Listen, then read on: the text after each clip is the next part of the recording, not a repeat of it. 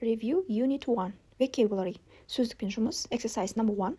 Match the words from 1 till 8 to the pictures from A to H. 1-ден 8-ге дейінгі сөздерді A-дан H-қа дейінгі суреттермен сәйкестендіру керек болады. The first, book. Yes, B. The second, bag. A. The third, computer. C. Number 4, boy. H. Number 5, teacher. E. Number 6, bicycle. D. Number 7, phone. F. Number 8, pen. G. Exercise number 2. Match the words from 1 till 7 to the numbers from A to G. The first, 11. 11. C. The second, 5. 5. E. The third, 15. 15.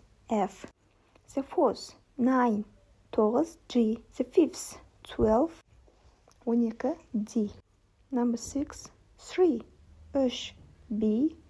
Number 7, 8. 8. A. Exercise number 3.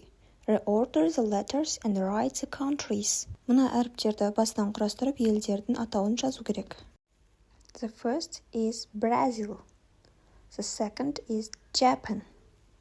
The third is Great Britain.